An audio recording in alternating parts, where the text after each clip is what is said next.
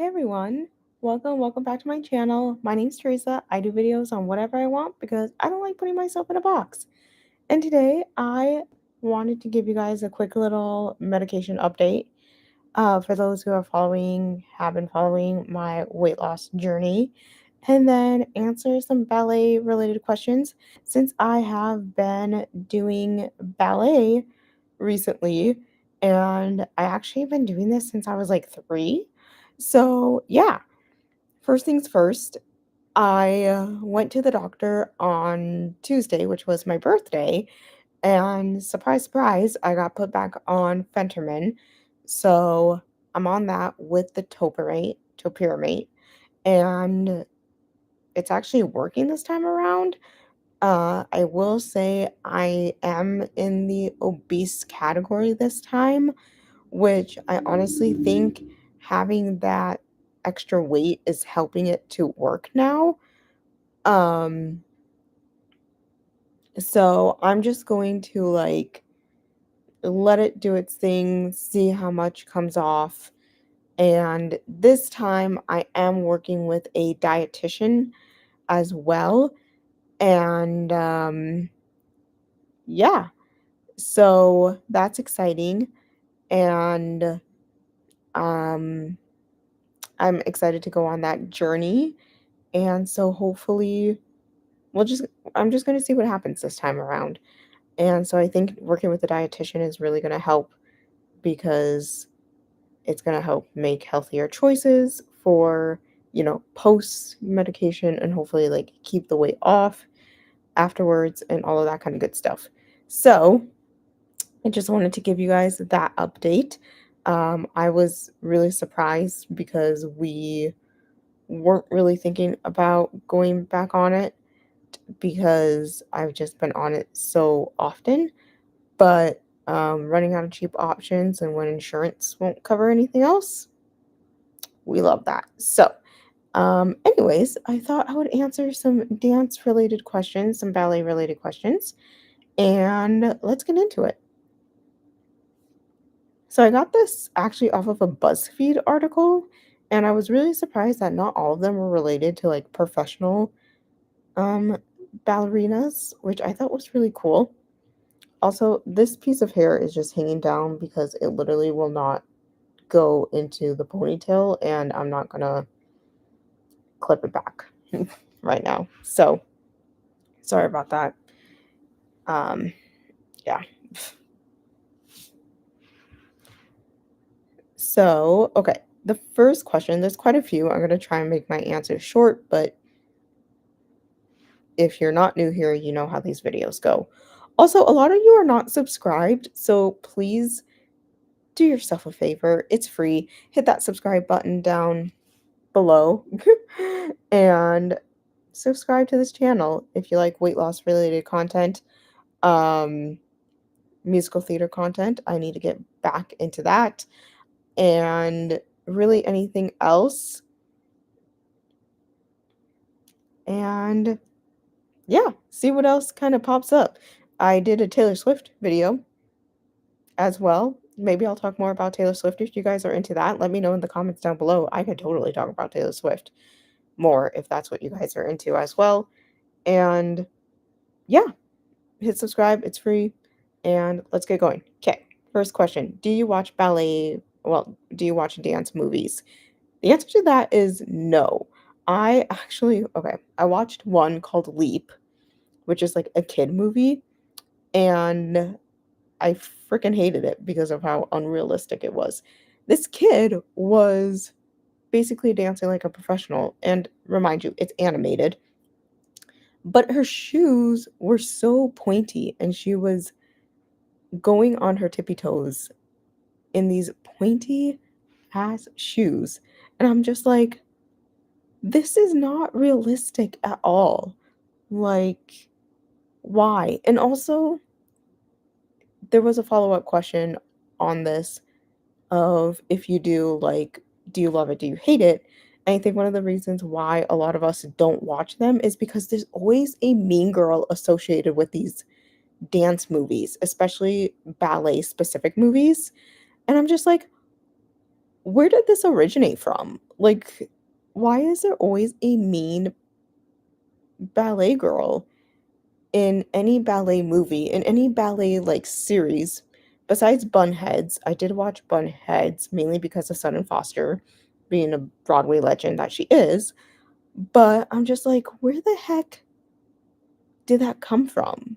Like, somebody needs to tell me. So, no, I don't watch dance movies literally just because of that, of just the mean girl stereotype, the unrealistic, like, expectations. Also because they make the dancers, like, so stick thin that it's unrealistic. Like, no actual ballerina is, like, that stick thin. Like, they're toned and everything, but, like, come on now. Anyways, so what do your feet look like? Nice try, you guys. They look like feet, but I see you guys out there. Wiki feet. Um, are you really good at doing braids? Actually, yes, not on myself, but on like other people, I'm really good at that.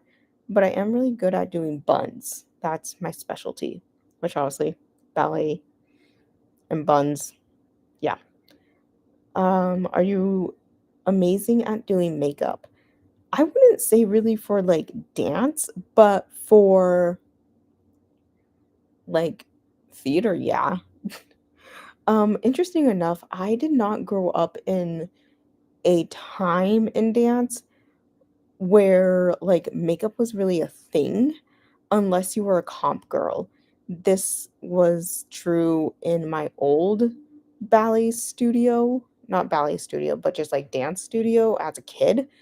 And that also maybe just because of like my skin tone.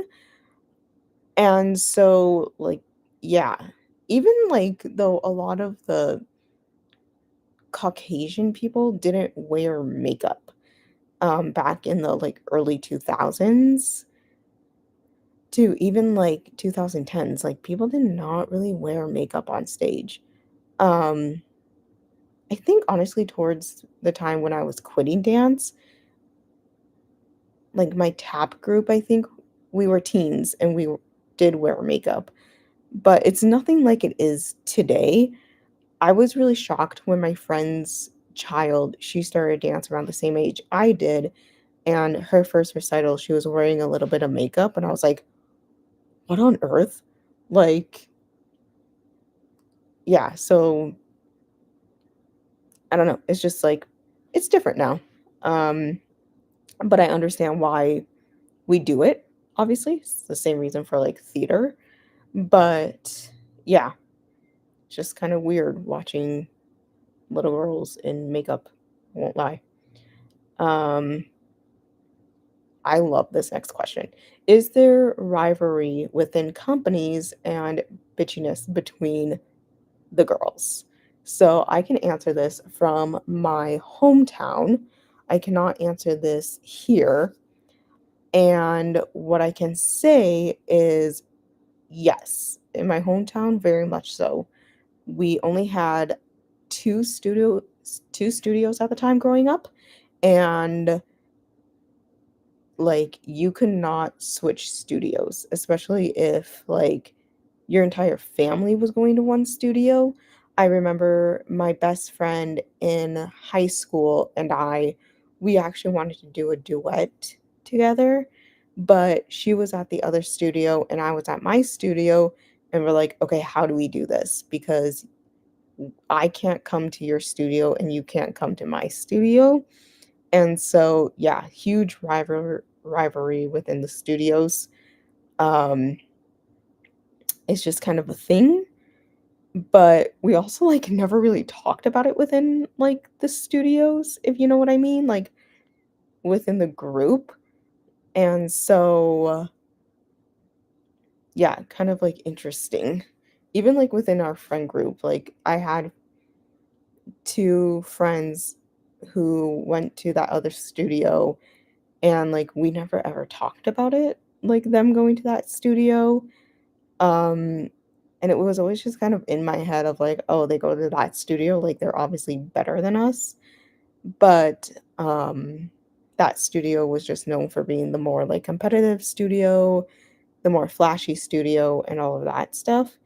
So, I mean, it's all based off of preconceptions. And so, in my hometown, yes, very much so. And I'm sure that's very true to this day that there's obviously rivalries within studios, within companies. And so, it just is what it is. And is there bitchiness between the girls? I'm only going to answer this with obviously being a child in dance.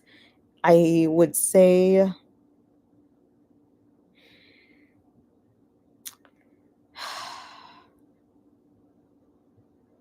I'm not gonna say bitchiness, but I'll say there's like cliques within the girls.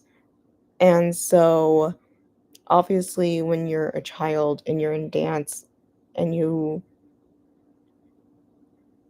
I don't know where I was going with that. You have your group of friends because of school. And so it's very like it can get very clicky. And so yeah. And I guess there is a little bit of like bitchiness to it, but you don't really let that out at all. Again, it's kind of just like preconceived ideas of people. I mean, I won't lie, I definitely had some preconceived ideas of some of the comp girls. Um, sorry if they're watching this video. Um, yeah, it just kind of happens and it also just comes from like comparison as well. I mean, it's easy to look at, you being in a specific class and then looking at the comp girls and being like, "Oh, well, they're clearly better than us and they're getting all of our teachers' attention and yada yada yada." So yeah. Anyways, that's that soapbox. Moving on. Do you get stuck classical music songs stuck in your head the way we all get pop music stuck in our heads? The answer to that is no. I don't remember any of the classical music stuck in my head at all. Even like if we're at the bar and we're warming up and it's wicked, I don't get that stuck in my head at all. So, in one ear, out the next. Um, do you stay on a strict diet and do you have cheat days? Honestly, since being in ballet as an adult now, it's inspired me to get on a healthier diet. Like, it's kind of been more of a motivator to eat healthier, especially, like, with the job that I have. Um, and of course, there's cheat days. And so, I mean, now working with the dietitian too, I'm just like, there's not as much cheat days, but I mean, they still exist. It's about balance, just like ballet. So, yeah, it's not super strict, but it is what it is. Do you speak basic French because of all the terminology being in French? I love this question. So I thought I did because of just the fact that all the terminology is in French. Turns out no. I know people who can actually speak basic French, and I just know terminology words of ballet in French. So yeah, I think French would be like beautiful to speak though. Um, yeah. Sorry, I'm kind of sad about it. Are you good at other types of dances? Yeah. My forte of style is lyrical, which is ballet and jazz infused and requires a lot of emotion. Surprise, surprise, theater kid using a lot of emotion. And it uses the lyrics to tell a story. And I love it. And that's why I've stayed in ballet for so long because at my old studio, if you did lyrical, you had to also be in ballet. So, yeah. Um, I don't know how I feel about this next question or where this came up per se. Do you all smoke? No. No. Are you seeing a lot of people like vaping or something? Like, where is this coming from? I'm concerned. I'm a little concerned, I guess. I mean, make your choices, live your life. I just want to know where this is coming from. Um, okay, I'm gonna get on a little bit of a soapbox for this one. Do any ballerinas actually wear ballet flats? So I feel like this is one of the big misconceptions about ballet is in order to be a ballerina, you have to be on point. Well, that's not true. I think being a ballerina, you do not have to be on point, and I don't think we should be setting ourselves to making this goal of being on point. If you want to be on point, great, good. If you want to be a professional ballerina, great, good, do that.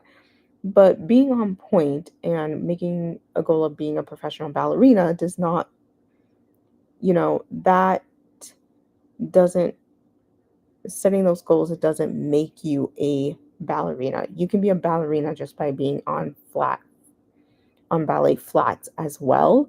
And I just don't think we give people enough credit for that. And I don't think we look at being ballerinas as that either.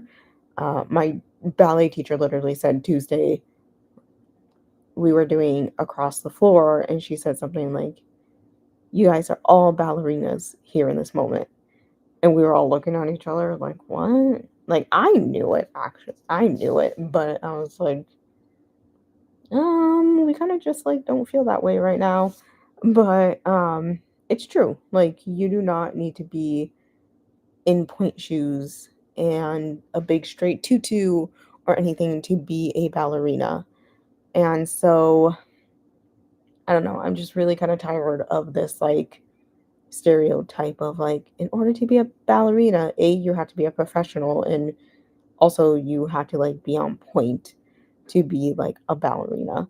And so, yes, ballerinas wear flats. That is a thing. Um, and also, like, the thing is, yes, being in point shoes, that is an abnormal thing. Like, what we're doing with our bodies when we are in point shoes is an abnormal thing. However, even when we are in flats, what we are doing with our body is an abnormal thing because everything is turned out. And depending on the move, your body is being pushed in just like abnormal directions.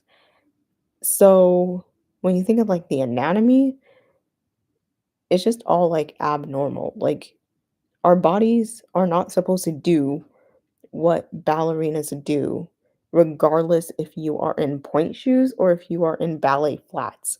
So, regardless if you are in point shoes or not, you are a ballerina, period. Okay? If there is anything you take away from this video, you are a ballerina, whether you are in ballet flats or in point shoes. Okay, I'm done with on being on my soapbox. All right, three more questions. How much do teachers push you? Are they really controlling? So this was kind of in response to Abby Lee Miller. Um, and the next question is about dance moms.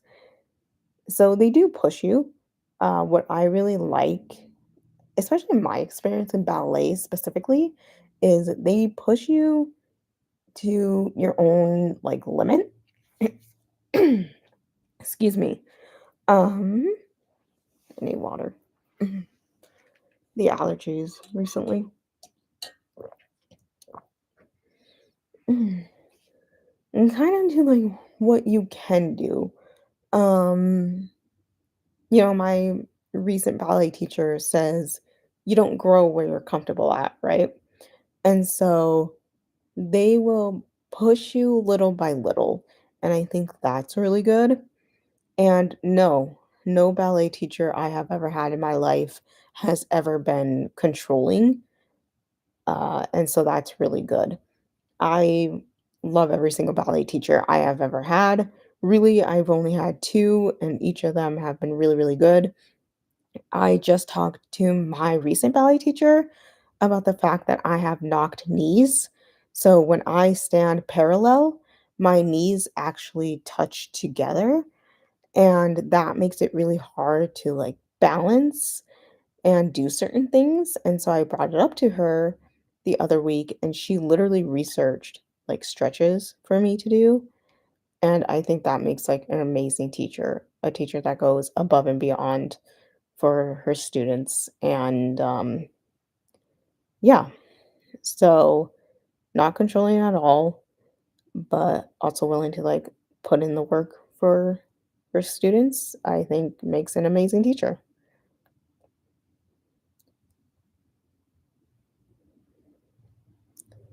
Um, oh, I'm excited for this. Sorry.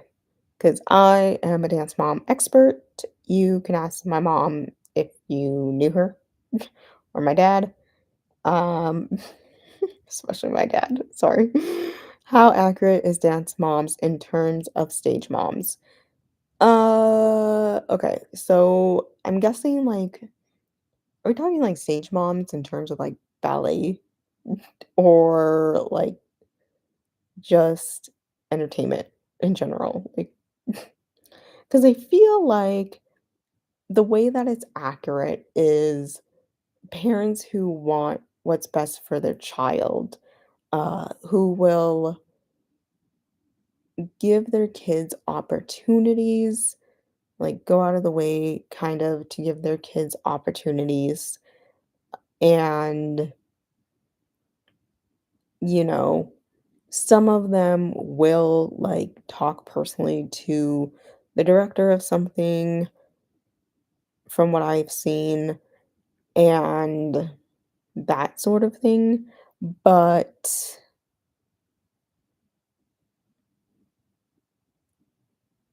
it's not accurate in all the other ways that I've seen. Nobody is, like, throwing shoes. Nobody is doing any of that crazy stuff like we see on Dance Moms. Nobody is bribing teachers. Nobody's doing any of that stuff, at least from my experience, and so, yeah. Ugh, Dance Moms. Sorry. Um, I guess it is accurate too, where you have some families who are studio hoppers as well. And so, yeah. And you don't, another way it's not accurate is you don't have people having private meetings though with like the directors. Like if they're going to talk to a director, it's going to be in front of everybody. Um, so yeah, that's more what I've seen in terms of like theater stage moms. I don't really know, like, in terms of dance stage moms. The stage moms actually that I've seen in dance have been very, like, normal people. So, yeah. Last question is, have you injured yourself? No. Somehow I've done this for how many years? Like, this is gonna be my 15th year of doing this, and I've never, like, injured myself doing dance. Just breathing on a daily basis, yeah, but not, like, doing dance and stuff like that. And so my teacher now is like really, really big on like stretching and doing it properly. And so, yeah, never injured myself at all, like seriously or anything like that. And I have knee issues from just a kid with growth issues. So, yeah. So that's it, you guys, on the ballet questions. I hope you guys enjoyed that. I love being back in ballet. I was super nervous to go to a new studio, I won't lie. I'm just so used to going to like the same studio, being with like the same teachers and like that whole routine. But it's been so fun. Everybody there is so supportive of each other, and my dance teacher is amazing. And I literally like I'm so blessed to have found somewhere in town that offers adult ballet classes. And I don't know, I love it. I love that that's what I get to do um every Tuesday night. And so it's just I don't know, I walked into that studio and I was like, "Oh yeah, I'm at a bar, I'm doing pliés. The music is loud. I know what I'm doing." And I definitely have like new struggles, I feel like, as I'm older, but I'm working through it and my body's catching up with any luck. And it's all fun. And I'm putting in the extra work and I don't know, it's worth it. I literally told my supervisor earlier this week, like, it might be like kind of sort of expensive, but like not really. But at least like I'm gonna go broke doing something that I love. And so, yeah, and I never told her the story, but I did find documentation from when I was younger of the fact that I actually was dancing long before I could walk. And so I just hold like dance and ballet and stuff like a lot closer to my chest. And yeah, it's what I'm passionate about too. Like, I'm passionate about theater, obviously, but before I did theater, I did dance. And if I hadn't done dance, I wouldn't have even been introduced to theater. So, yeah, with all that said, I hope you guys liked this video. Be sure to subscribe down below, hit the bell for notifications. Like I said, I really do videos on whatever I want. Um, and yeah, I will see you all next week. I don't know why I'm like kind of out of it, you guys. I've also kind of been in a weird mental funk lately, but we'll get through it. We'll get through it, you guys. One day at a time. So, Snapchat. Snapchat and the reminders of like memories to look back on. I really don't care.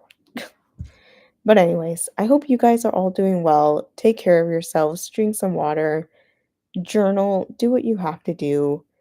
Um, and I love you guys, and I will see you all next week. Bye.